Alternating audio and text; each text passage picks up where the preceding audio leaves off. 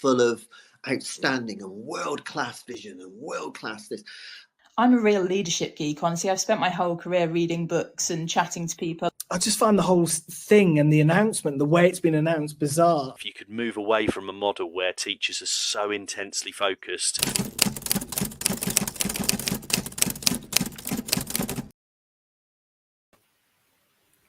Hello and welcome to The Late Show. Today on Tuesday, here on Teacher Talk Radio. Tonight I've got a great show for you. I'm joined by Stephen, who's from Resus Rangers, and we're going to be talking all about kind of first aid and how that needs to fit within the curriculum, because there's been lots of changes over the last few years and not a lot of people are kind of aware of them, and we need to think about how as schools we're providing these skills, but also they are just really important skills that our students need to know. So Stephen, do you want to introduce yourself? Yeah, absolutely. So, hello, my name's Stephen from Resus Rangers. I'm the program manager for the company. So it's my job to design the resources for the company and also deliver the workshops to schools as well. So we design resources for primary schools and secondary schools to deliver first aid lessons in a fun and non-threatening way. So yeah, my job is to design these resources, which I love doing. And yeah, equally, I love visiting the schools and seeing all the children learn first aid skills as well. And it's that kind of change, isn't it? And it happened in kind of 2020. So post-COVID, that we've now got to include these requirements in our curriculum. And what do the kind of documents say about that? So kind of how can you kind of break it down to schools that haven't potentially seen those documents? Yeah, absolutely. So as you said, the guidance came into effect in 2020 as part of the PSHE national curriculum, particularly for the physical health and mental well-being section of the curriculum. So the first aid guidance in itself is basically 2 lines that they added into the guidance, which if I could bring up in front of me, it says, for primary schools, people should know how to make clear and efficient emergency call and concepts of basic first aid like head injuries is all it says. And that's for primary. And for secondary schools, they talk about CPR, use of defibrillators, and also some basic first aid skills as well. So yeah, not a lot to go on in terms of the first aid guidance. So a lot of schools were came across these guidances and said, it's very vague. We're not quite sure exactly what the lessons entail, what skills they need. So yeah, it was quite difficult for schools to work out exactly what was asked of them from the government. It's that quite vague thing, but as I'm a mother of a primary school child. He's in year 2, and this time last year actually, I had a pulmonary embolism. And being a single mother at home, I had to very much kind of teach my child, right, if mummy, you can't wake mummy up, you need to call 999.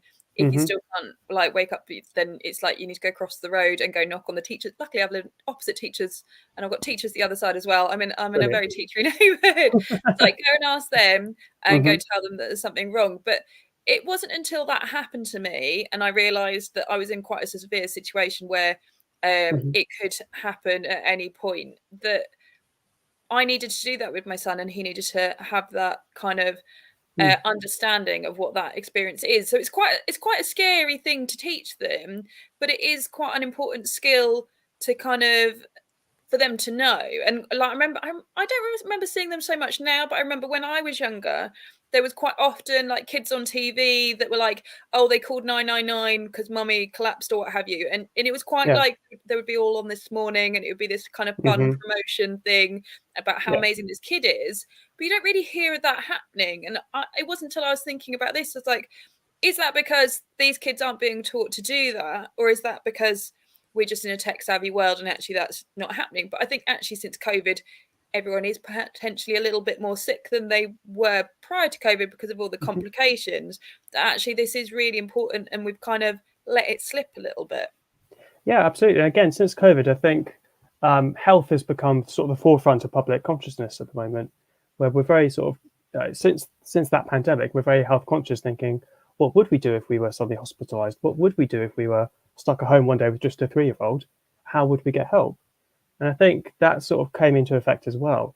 I think before COVID as well, and the reason why this guidance came into effect in the first place was actually due to the Manchester bombings in what I believe was 2017.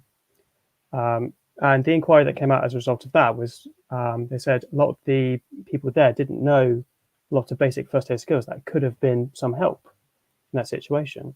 And that's what kickstarted this conversation about, okay, really, we should be teaching children first aid skills, but how to go about teaching them in a way that doesn't scare them or doesn't, terrify them in any way. And I think that's the thing. I potentially took it for granted. I beach lifeguarded on that beach there when I was 18 at university. Yeah. I think literally, oh no, where am I? That was my lifeguard hut there. Lovely. And it was an amazing experience. Like I joined the first year, it was overtaken by the RNLI and had that training. And then actually once I finished that, I went traveling and lived abroad for quite a long time. And I lived in South Africa, and they do not have any first aid out there. And I remember a guy got very injured by a propeller on a boat, and I was the only person that knew how to tourniquet his leg on a whole entire beach with kind of a couple of hundred people on it. I think, although we're not talking to that extent, but being able to administer first aid it can make such a difference, and it can be a life or death situation. Yeah, absolutely. And this is something I emphasize with the children as well, is that hopefully you never have to do anything we teach you guys. But if the situation were to happen, you at least have some skills in the back of your mind there years down the line. They think, oh, I remember this back in school. This is how you call 999. This is how you put on a bandage. So yeah, it's about starting the knowledge young, I think, and building up over time. I think that's really important. And you said you do it in kind of a fun way, because this is quite a scary thing to teach kind of primary school students. How do you go about kind of making it fun and making it not kind of quite scary for them? So this is how the Resus Rangers came about altogether, because we knew sort of going into 2020 that it was going to be part of the curriculum. So we researched what resources were out there, and the leading organisations like St John's Ambulance and British Red Cross, they had resources for children, but they weren't. It wasn't like a whole package really, and the resources they did have were very sterile, I would say. They're not very kid friendly, especially for primary school children. They're just long text sheets with a few diagrams, and it wasn't very accessible to young children or children who are SEN as well. So we decided to go in a different direction, and we thought, well, what do children take in? What do they consume on a daily basis? Cartoons. And a lot of cartoons nowadays, like Peppa Pig and Bluey, just to give a couple of examples, they have a lot of, very real world messages in them that the children learn young, then build up over time. So we thought, why don't we have a first aid program that's centered around some animated characters who go on this journey and teach their friends how to do first aid? So that's sort of the approach we took, really. So that child-focused approach. What do children consume? How do they learn? And how can we make it as fun as possible while teaching them some real life skills? So yeah, we decided cartoons was the way we were going to go. I love the idea of having characters, and it takes away that kind of scary element for kids. And what age do you start at? Do you do it really young? Like how low in the primary school do you kind of do it? Yeah, so we go from early years all the way up to year 6 for primary schools. Then secondary schools, we go year 7 all the way up to year 13. And how does that vary? So how do you have different one kind of per year group? Is it something that kind of schools can kind of get year on year and it will build on it? Yeah, absolutely. So we have 3 different models for our company. We have a service where teachers can subscribe to our resources. They deliver the lessons themselves. We have an assembly package and workshops we can bolt on as well. So with the resources, we break them down into key stages. So we have Key Stage 1, and then we break Key Stage 2 into 2 halves. We've got a lot of topics for Key Stage 2. So Key Stage 1, the focus is really on what to do in an emergency, so how to call for help, how to look after a friend, and a few basics of what's inside a first aid kit as well. Then as you go into Key Stage 2, as the brain starts to develop, we then introduce a few more skills like the recovery position, the basics of CPR, and a couple of medical conditions as well. So yeah, Key Stage 1 is very much the basics of first aid, and Key Stage 2 is sort of building on that knowledge as they work their way through primary school. And what kind of things do you think are most useful that they kind of take away from it? Or what kind of feedback have you had that kind of the kids have gone and used it? Or because even the playground, that quite often things can happen. Yeah, absolutely. And the biggest focus we have for Key Stage 1 and Key Stage 2 is that how to act in an emergency. So when is it appropriate to call 999? What to do if a friend falls over? Where do we find first aid kits as well? So it's kind of the little skills like that, the everyday first aid is what we call it, And that's what really drives it home, I think, the stuff that happens to them on a daily basis. So, of course, with a primary school child, it's every other day. They're going to fall over, they're going to bump their head, kind of a graze on their knee. And if they learn about the process behind why we do first aid, then the next time they fall over, they're going to think to themselves, oh, I'm having first aid now. And it sort of builds on that skills day on day, really. And how do you expect kind of teachers to use the resources? What kind of, because this is the thing, we're all very, very busy and we don't have enough time to now plan loads of stuff. So the fact that you guys have resources ready to go is great. But what can they kind of expect from those resources? What are they going to look like for somebody? Yeah, absolutely. So a resource package is really the whole package when it comes to a lesson planning. So it comes with a PowerPoint with our animations embedded inside. We have activity sheets. I believe across the primary school network, we have 130 plus activity sheets at the moment. Wow. And it's very much pick and choose as well. So you can do a core lesson where you just have the basics of first aid, or you can do week on week a new first aid lesson each week. Very much depends on your timetabling, how much time you have to spend on a topic such as this. So yeah, we have the PowerPoints with animations, we have activity sheets, comprehensive lesson plans as well, which aren't, they're great, they're absolutely fantastic, because what you can do is, again, that one lesson, or you can chop and change bits from different lessons and merge them together. So it's very much, we do all the work for the teachers, but they can adapt it in any which way they need to for their school. And then we also include a quick user's guide as well, which tells you how to operate the PowerPoint, what to do, a bit of troubleshooting as well, how to answer some awkward questions from children as well, because there's bound to be a few, and then some certificates for the children as well. Oh, I love the fact there's a how to answer awkward questions, because there's always one. There's always one that loves it. So that's great. The one I always get is, can you do first aid on a dog? That's one I get every single time we do a workshop. They probably do it, to be fair. They could, I can see them at home practicing on their dog and wrapping up their poor paws. They probably like, no, stop. Yeah, my son would definitely do it any chance he got. And I think, but that's quite nice, isn't it, that they go home and they're enthusiastic about it, although human life is really important as well. But how, so obviously it's really great that they can kind of have you talk through the PowerPoints if they need. How long do you reckon, did that take to talk through, or do you think it's quite generally people tend to click with it quite easily?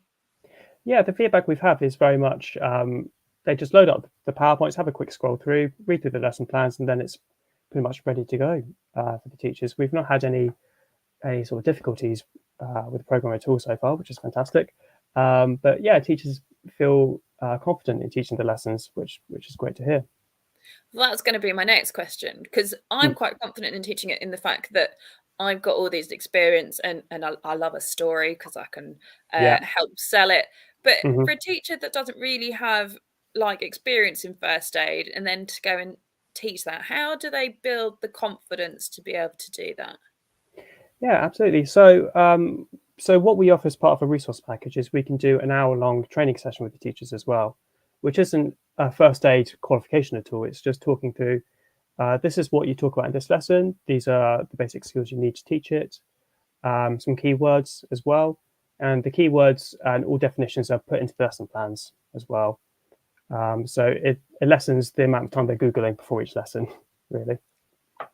And if anyone is kind of watching, feel free to comment any questions that you've got, or go and have a look at Resus Rangers on their website and kind of have a little look, and then you can come and ask us any questions. It's resusrangers.com. So that is where you need to pop to if you need to know anything.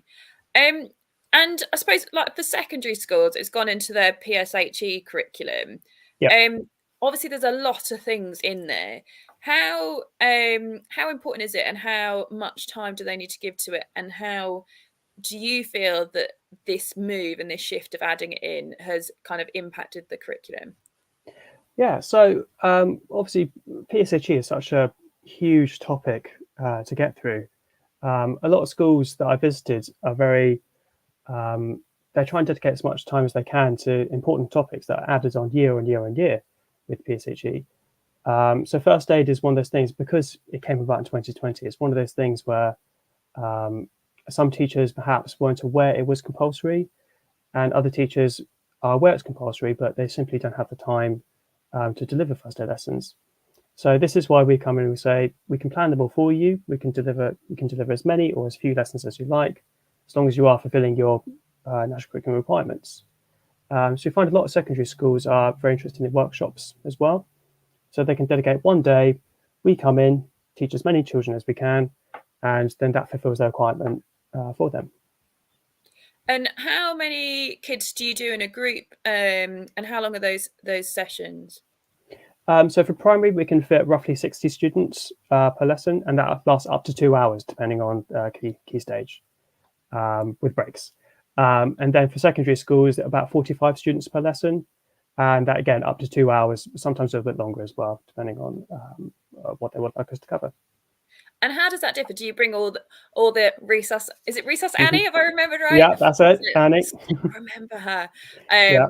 And do they get to play with those and have a go on those and things like that? And is it with that many kids, are they able to all have a go? And I feel like kids these days, I'm going to use the old, since COVID, they're not necessarily as confident, and that can be quite a big thing, doing that in front of other people. So how do you kind of manage that? Yeah, so with our primary school children, again, we've taken a slightly different approach. We do bring in the Annie dolls, absolutely. But one of our selling points is that we ask the children to bring in teddy bears from home. So initially, they learn the skills of CPR using their teddy bears, which is great fun to see all the children like bouncing on the teddy bear, sing along to Staying Alive as they go along. Yes. Is it Vinnie Jones that did like the video with him? Yeah, Vinnie Jones. Yeah. I cite that all the time when I do training. It's absolutely fantastic. Yeah, so the primary school children, we ask them to bring the teddy bears in, and then once they've learned the skill of doing CPR, we then bring out the Resus Annies and they have a go at doing them as well, often in little groups, so they can huddle together and encourage each other to do CPR as well. I love the idea that they're all bringing in their teddies. I feel like the secondary school students would bring in their teddies. Oh yeah, secretly they would. What a great idea, and what a great way to kind of introduce them. It's just such a lovely kind of concept. Yeah. And it means they can take it home with them as well, because they bring the teddy bears in, they practice, they go home, they show mummy and daddy, this is what I learned today. And they do. I can see all the teddy bears going home with little arm bandages and patches, and that's right. or like at home being very well looked after. Yeah, with slightly squash chest. Yeah, but it's just like it is that kind of fun element, and having first aid, which can be a really scary situation, but actually be kind of a reality. And I think, especially like with the secondary school students, there's obviously also the issue with we've seen a massive increase in young carers, that a lot of them are having to probably do some of this first aid, or they're learning stuff on the course that they're able to transfer to home. How would you suggest like teachers kind of manage that in terms of kind of thinking about that situation? Yeah, so of course PSHE is a very public conscious subject. So we find that our resources has a lot of links to other areas of the PSHE curriculum, like mental health, like looking after people as well, even science as well, talking about medical conditions and such. So we find that first aid sort of like complements the rest of the curriculum quite nicely, whilst being very much being its own thing. So we find that even if teachers don't have the time to do a dedicated first aid lesson, when they talk about other areas of citizenship, it very easily embeds itself into it. And kind of the secondary school students, in terms of how that fits in within the curriculum requirements, so they can either do that kind of day. Does it say anything in terms of what year groups they have to do it in, or is it meant to be that they do a little bit in each year? How is that kind of built in terms of Key Stage 3 and Key Stage 4 and 5? You said you go all the way.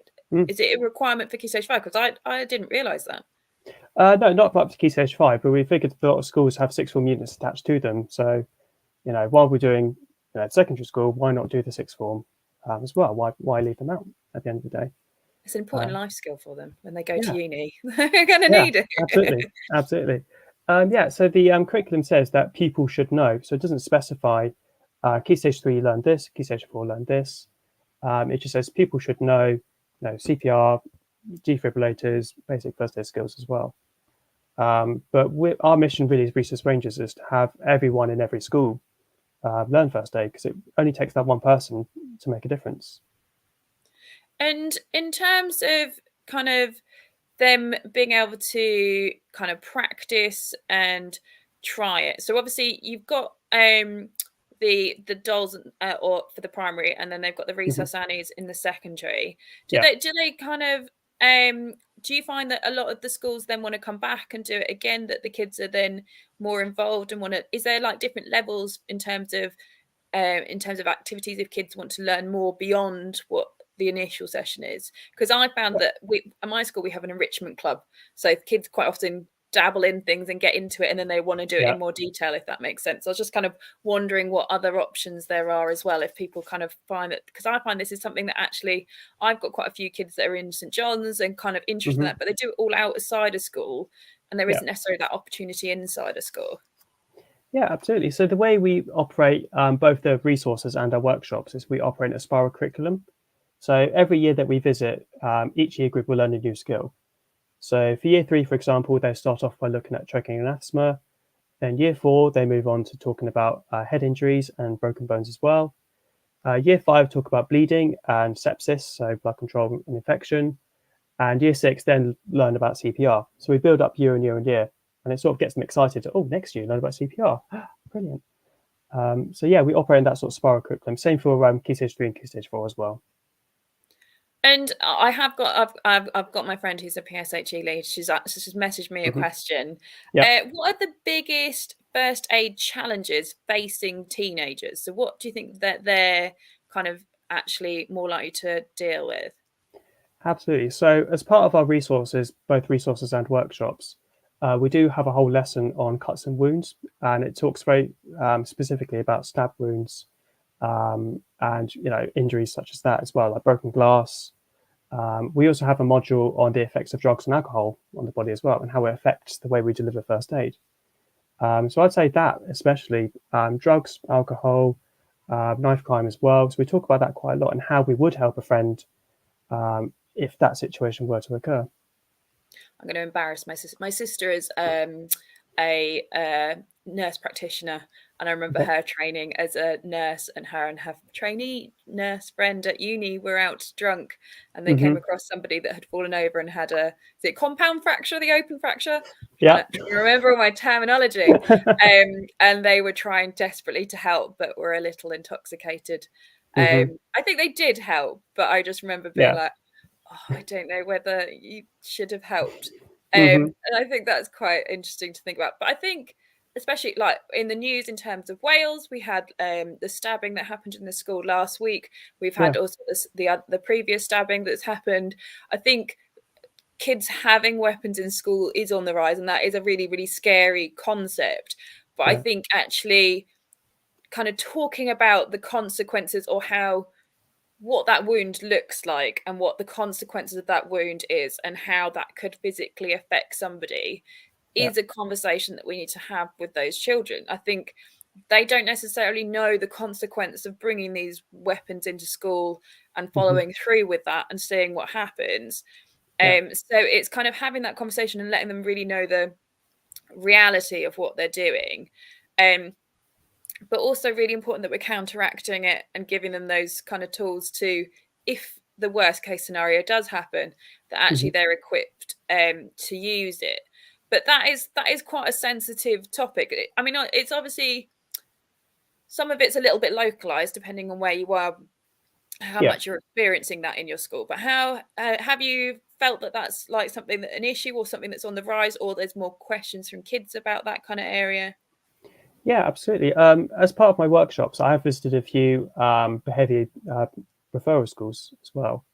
And of course, these are schools where behaviour is a large focus. And there are children there who perhaps have some involvement with county lines, for example. They're part of gang culture as well. And a lot of them, maybe not aware of the consequences of what would happen if the worst were to happen. So they often have a few questions as well about, what would I do if someone, I saw someone in the street and they were having a seizure, they were stabbed, they were bleeding out. What would I do? So that's a question I've had a few times from the more confident children. Of course, they're the quiet ones that sit at the back, and they don't want to ask too many questions. They don't want to get too involved. But yeah, I think everyone gets something out of having that conversation really. So it's not just the talkative children that experience it, it's the quiet children who may experience it outside of school as well. And I think that goes, because you've said obviously mental health is something that you cover as well. And obviously, my experience of it has been that kind of cutting has definitely been on the rise over the last few years.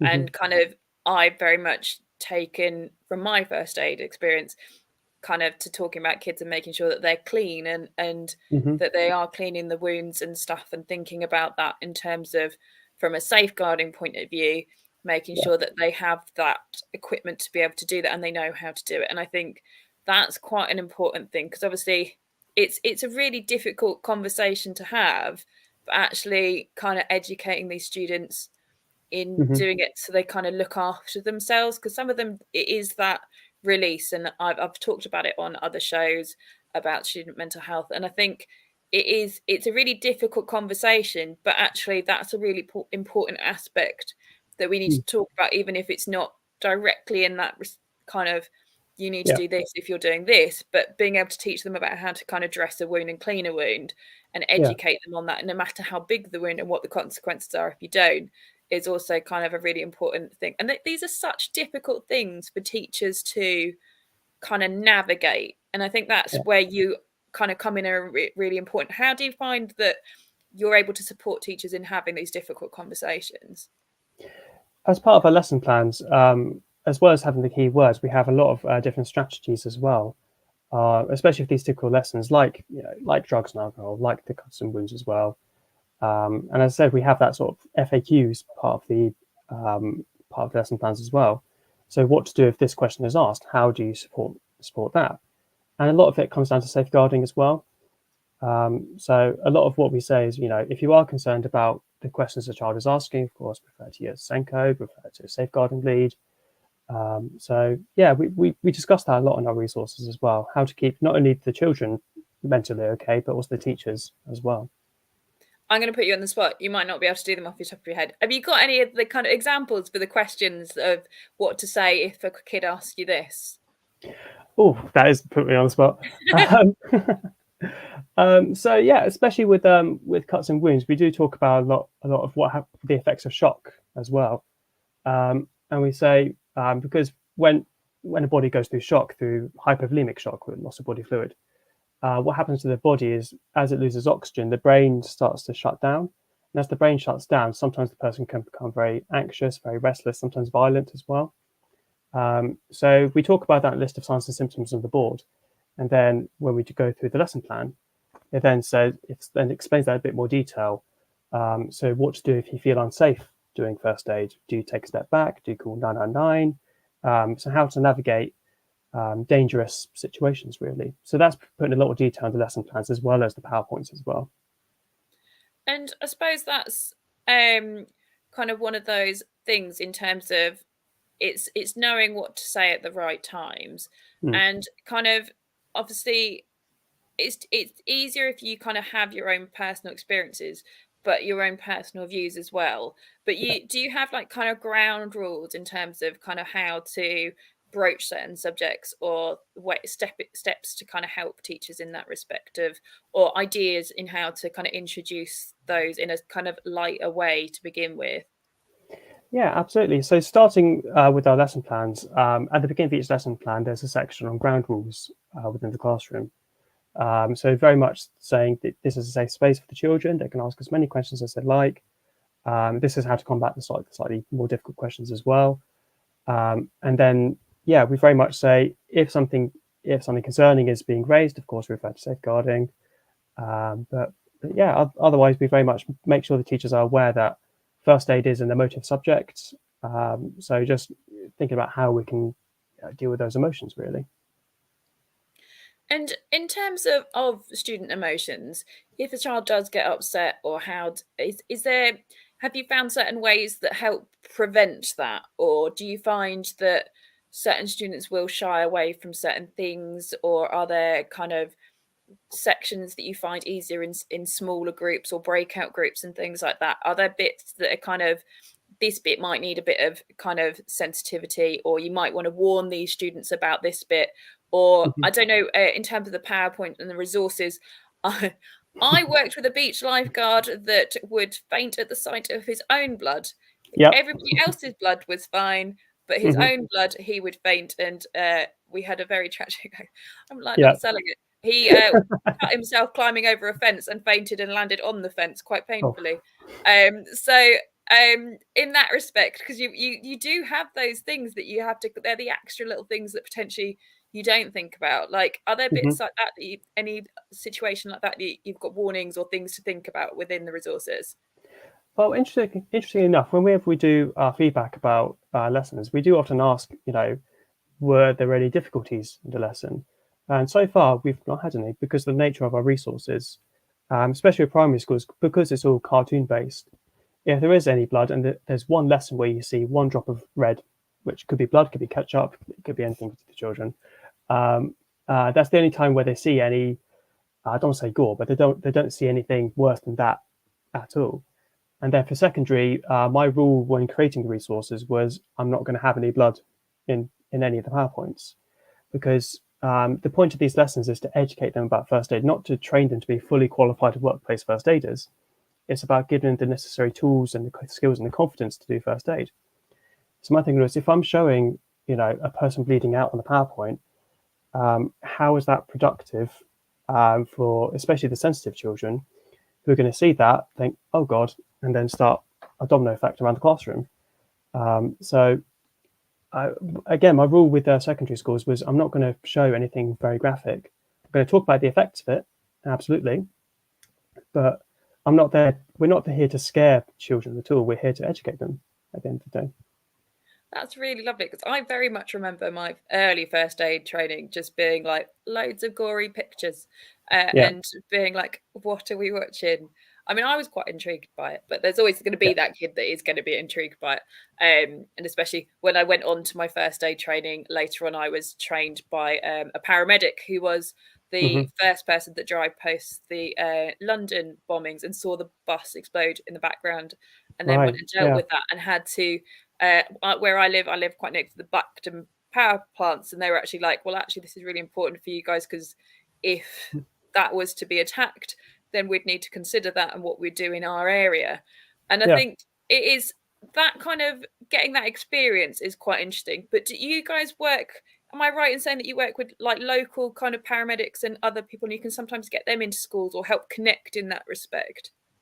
Yeah, absolutely. So we work with first aid training organisations who have trainers within their own respect who are emergency services background. So we have firefighters, we have retired paramedics, retired police officers as well.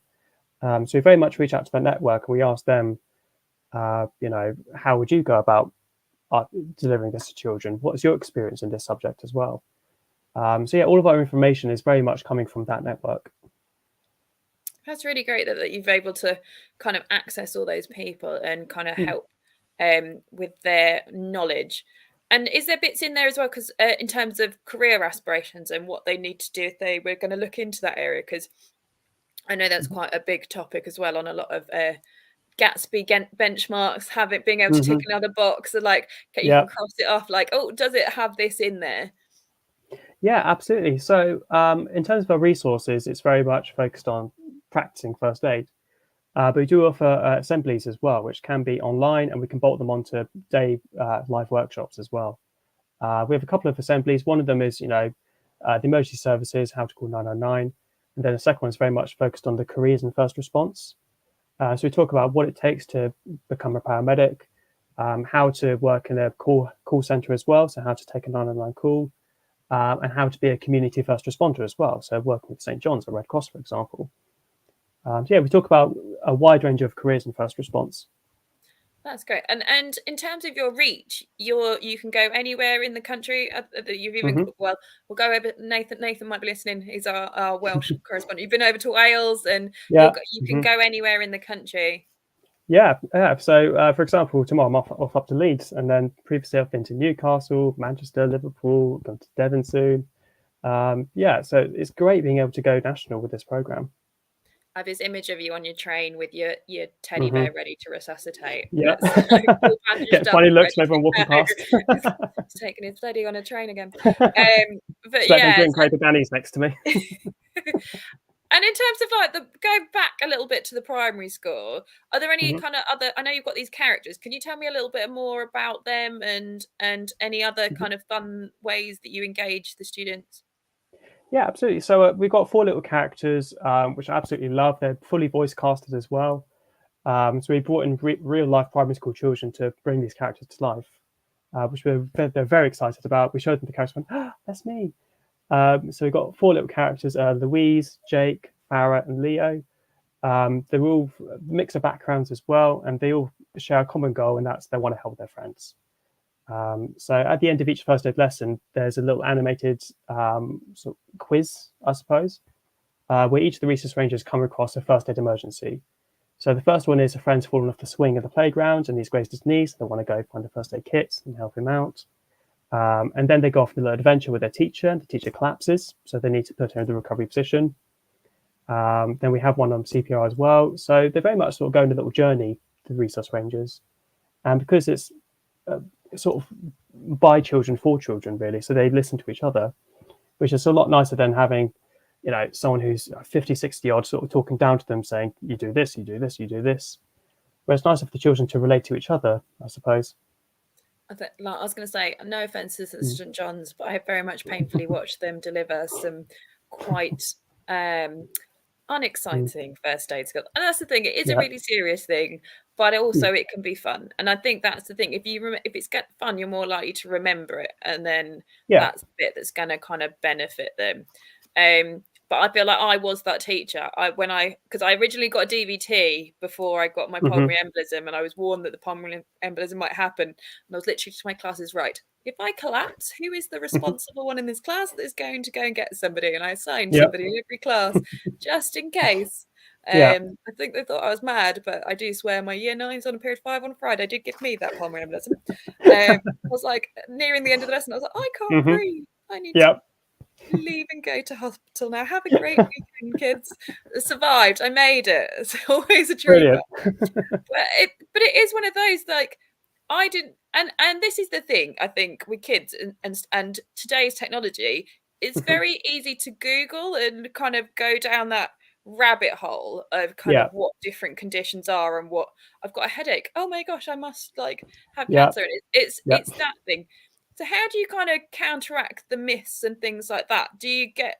Are you able to kind of educate them in terms of looking for symptoms as well and kind of get them more ideas in terms of looking at themselves and those around them? Yeah, absolutely. So a lot of the conditions we talk about are things that children do experience. So we have a big focus on asthma, for example.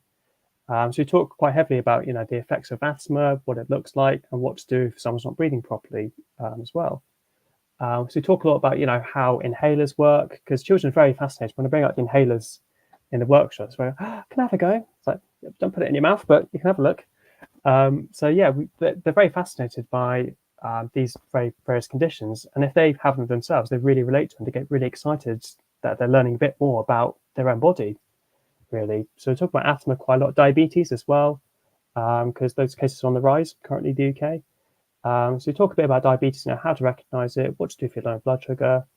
So again, it's having children take a bit of ownership over what's going on in their own life as well.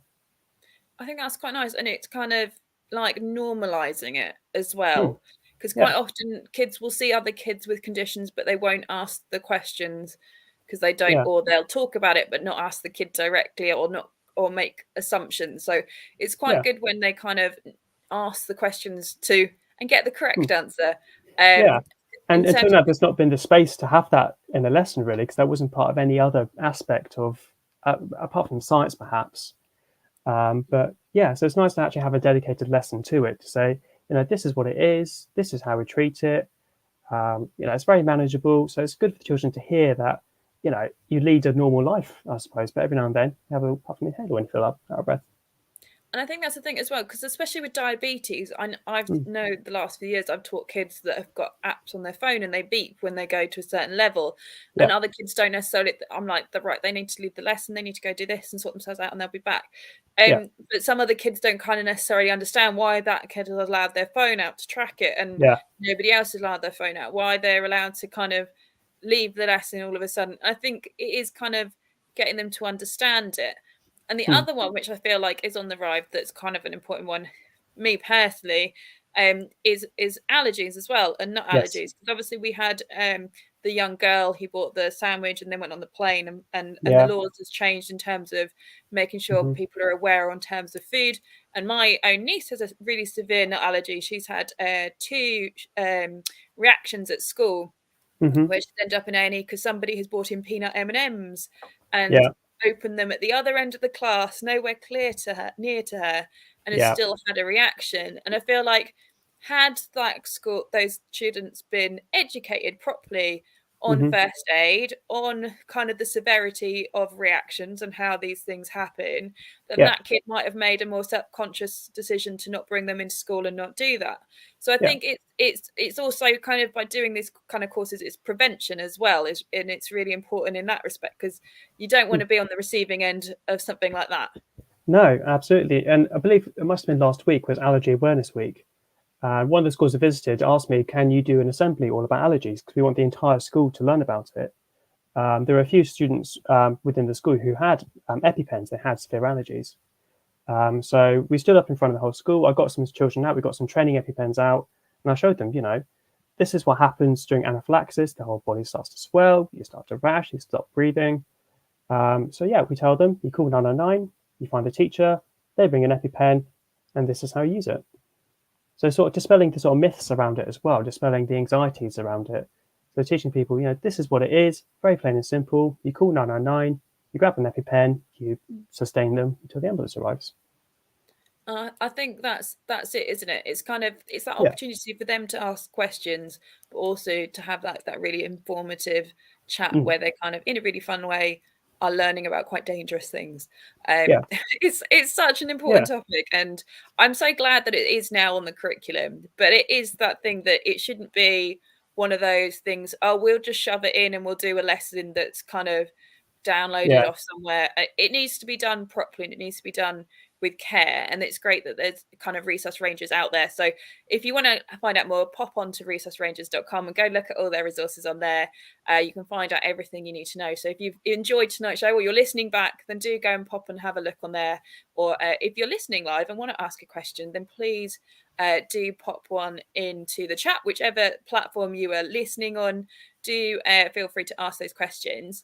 And you said before, they get certificates at the end, because I know my child is very certificate orientated. That will be the Yeah. highlight of his day. It will go on the fridge.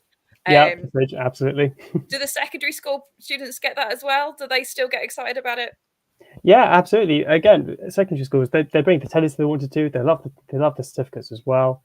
So we send out digital certificates where the teachers can enter their students' names. They can either email them out to the teachers, to the parents rather, or print them out at school and present them to the students as well. And in terms of kind of ticking the boxes for the school, do they get anything from you, or is there anything that, in terms of documents, that they can use to show that they've hit all the requirements? Yeah, absolutely. So all schools become part of they become a Resus Ranger school, essentially. So what happens after the workshops or when they buy a package from us is we send out a little quality mark pack to them. And this quality mark pack comes with another certificate for the school to say, this is a Resus Ranger school. All children now have essential first aid knowledge. It comes with a couple of posters as well that they can put on the notice boards, and it outlines what we teach them as well. So it's great for parents coming to visit the school. They can have a look at the notice boards, going, "Oh, this is fantastic! My children are learning these essential skills," and so they get that quality mark pack from us. That's really good. And then, so in terms of the differences in your Key Stage 3 to Key Stage 4, because we've kind of done the differences in primary, what's the step up really between the primary school and the Key Stage 3 and Key Stage 4? Because Key Stage 4, again, is that difficult year where it's like, it's GCSEs, this isn't as important. How do you make sure that it's kind of still given justice at that point? So with Key Stage 3, we talk about unconsciousness, so recovery positions, CPR, talk about choking as well, and some medical conditions. And then as you get to Key Stage 4, this is then when we talk about the real life issues like drugs and alcohol and cuts and wounds as well. So Key Stage 3 sort of goes back to the basics of first aid, because they may not have done it at primary school. And the way we teach is different to the way we do the primary schools anyway. Namely, there's no cartoons for the secondary school kids. So what they get instead is live action videos with real life teenagers who, again, teach first aid. So yeah, between Key Stage 3 and Key Stage 4, Key Stage 3 is the basics of first aid again. Then Key Stage 4 is the more what could happen in real life first aid. So do they have a lot of kind of action ones? Did you get actual kind of students? How did you come about it? I'm just kind of like, sorry, getting my words out. Kind of thinking about how they do that. I was like, getting teenagers to do that, you're impressive. How did you come up with the kind of the ideas and the concepts, and how did they feel kind of acting it out? So my background was very much in media production. So before I joined the company, I ran my own little production company where I made and edited videos. As part of that, I worked with children before and some other projects. So I very much had that in the back of my mind, and I thought, if I were to have teenagers teach teenagers first aid, what's that going to look like? How are we going to get them engaged? So I decided to make sure that we cater to all stages of teenagers. So of course you get, the 12, 13-year-olds who are, not quite apathetic yet. They're getting there. Then you get to the 15-year-olds who don't want to be there at all. Like the year 10s who sort of sit at the back of the classroom and somewhat disengaged. So we try to cater to all sort of ages within Key Stage 3 and Key Stage 4. So we have some characters who are still very bright and lively. Then we have other characters who are sort of the more straight talking ones as well. So we try very much meet them eye to eye, really. And the form that we take with the videos is a bit like the old 80s videos where you plug into a VHS and you get a person, and this is what you do in an emergency, this is how you roll someone over. But instead of being, a fully grown adult, it's now teenagers who are talking like teenagers, acting like teenagers, but delivering these essential skills. I love that. I was just like, teenagers actually did something, and they're engaged with it, and I think that's the thing. It is when we get to, I've done PSHE with Key Stage 4, and it can be painful at times. And I think this is the thing we want as teachers: an easy life. So we want all the resources which you provide us. We don't really want to think about it, so it's great that you do the training so we can talk through it. We want to know easily how to solve the problem, so you've got your troubleshoots, and the fact that it's really engaging and it's kind of teenagers doing it for teenagers, so it's relatable to them. And it sounds like it's like done in a really fun way. Quite often when I've seen things like, I've had police come in and do sessions on kind of running on train lines, because I live next to our school is there, and it's all seems to be done on the shock factor, like you must not do this because of this, and it's really dangerous, so don't do this. And I think like it's almost sometimes it can be like counterproductive, but actually you want something they're going to engage with, they're understanding and learn from and kind of take forward. And I think this is kind of much more along those lines. What have you found in terms of kind of creating it? What do you feel like is the best bit, or the bit that you've enjoyed the most when doing it? That's a great question. I think the thing I've enjoyed the most is sort of embedding the videos into the resources themselves. Because a lot of resources, more and more, especially for secondary schools, perhaps primary schools as well, are relying on videos and music and ways to keep their brains engaged and motivated. So I think finding ways of using videos to our advantage, not only to break up the lesson for the teachers, but also for the children to take a moment to just sit back, absorb the video, and then once they've done that, they can then go off and do the practicals. So that's the way we sort of structure the lessons. We give them a bit of theory, we give them the video, then off you go, practice CPR using a pillow, using whatever you have around the classroom, roll each other over, do the recovery position. That's sort of structuring those lessons in a way that's going to keep the children engaged all the way through was something we felt was really important and something I really enjoyed doing. And they have all the other bits, so they've got the Resus and they get to practice. I feel like every American film has one of those where they all practice a bandage on each other, like and put an arm in a sling is a must-have. And it's, I suppose, what about in terms of kind of looking for signs and symptoms? Because I feel like that's quite an important one in terms of educating, and especially you mentioned previously sepsis, which is like a national campaign, isn't it, to make sure people are aware of that. How much of it involves kind of looking at those kind of things as well? Yeah, so that sort of comes to the theory part of the lessons. So again, we break it into those three sections. So the first initial section of the lesson is always about the theory behind it. So what to look out for sepsis, for example. We talk about how to spot infected wounds, how to prevent them happening in the first place, and for medical conditions as well, like anaphylaxis, for example. We tell them that these are the signs and symptoms, and it could happen within seconds, or it could be a slightly slower onset as well.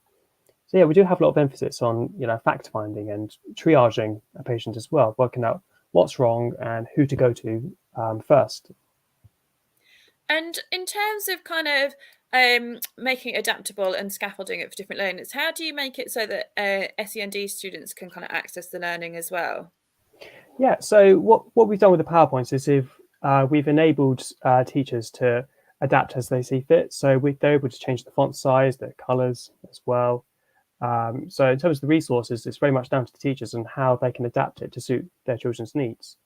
And then when it comes to practicals, again, we very much talk about this is the standard practical lesson. You get the children to roll each other over. If a child's not comfortable to do this, you can ask them to do this instead. So we very much make sure that the teachers feel confident delivering to any student they have within the classroom. Because that's really important. I think that's something that's not always thought about as well in resources. So it's lovely that you've included that.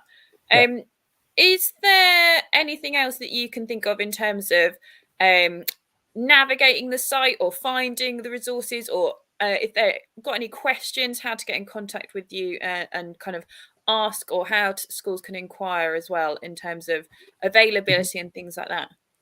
Yeah, so you can find everything on our website. So starting with the website, we have the three different avenues of what we offer. So that's the resources, that's our workshops, that's our assembly package as well. So based on that, teachers can send out an inquiry form, and so they can ask us any questions they have about our resources. In terms of booking workshops as well, again, you can pop us an email, and we'll gladly check our calendar as well. Towards the summer months, we always get booked up quite quick. So if you are looking, get your emails in quick. So yeah, the website has all the information you need. So just pop us an email and we'll gladly answer any more and get the process going for you. And did you say that you can do some of the assemblies virtually as well? Yeah, so our assembly package is 3 virtual assemblies, and they just hit the requirements head on for primary schools. So that's great, because this is the great thing. The great thing about COVID is the technology that's come out the other side. And it's nice that we can kind of do that all over the country. And how long are the assemblies? So again, they can adapt to each classroom setting. They're usually 20 minutes at a time, but easily we can make them 30 or even 15 minutes as well. There's 3 lessons you can have throughout the year, starting with how to make a call to 999. Then what to do, it's called the movers assembly. So the recovery position, shock position, W position. So how to deal with basic medical emergencies. And then the 3rd assembly is injury meet and treat. So what you find in the first aid kit, how to treat minor and major injuries as well.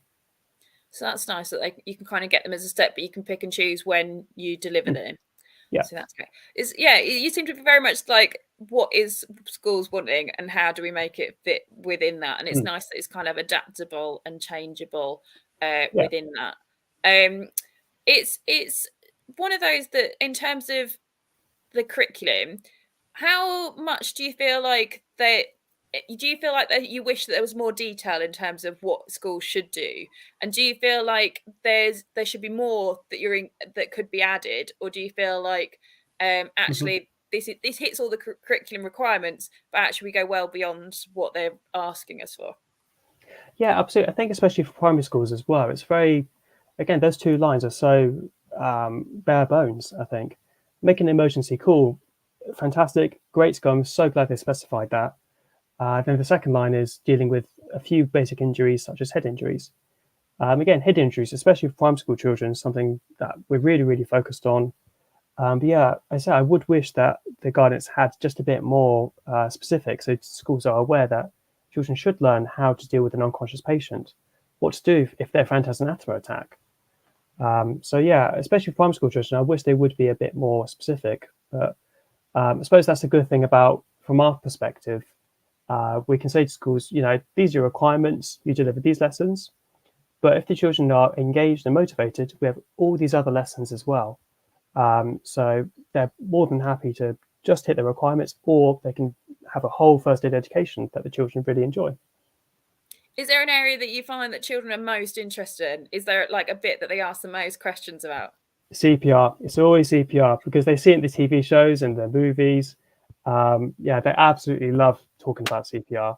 And as soon as I say the word first aid, the children immediately gravitate and start pumping on the chest. I've not even said the word CPR yet. They're immediately going, yeah, look, staying alive, staying alive. It's like, not yet, not yet. But yeah, CPR. Like the washing the hands to happy birthday is automatically that's isn't it. But I find it really interesting because a lot of them don't realise that there's different ones for different age children and things like that. And same as like if it's a drowning victim, because I'm obviously my school is very close to the sea and doing sea safety and thinking about that. But so did you include all of that areas and like talking about different age ranges and things like that? You've got is there a different name for the baby? I just remember having a pink stripy suit on. That's all I remember. Yeah, those are baby Annies. Baby Annie. They just I thought they had different names for some reason. No, so we've got Resus Annie, we've got Little Annie and Baby Annie. I always call them Bob when I do my workshops though. So here's Bob. Bob's having an emergency. This is how we do with Bob. I remember because and in terms of the scenarios, are they kind of fun scenarios and things? I remember always for some reason, I don't know whether it was just my lifeguarding training, they like to be extreme. It was like there's when you had to check whether they're conscious or whether it's safe, it's like there's always an electric wire next to a giant puddle, or there's a snake slithering away, and it's like it was always like really dramatic and almost a little bit unlikely. But how did you come up with all this? Because you must have come up with a lot of scenarios for this training. Did you throw in the kind of fun ones, or do you have kind of a lot of more kind of regular kind of scenarios? So what I ask the children to do is I get them sat. It's usually a hall, especially if there's a big group thing. They're sat in the hall. I tell the children, okay, look around your hall. What dangers could there be? Let's say someone was in the room. They're flat on the floor.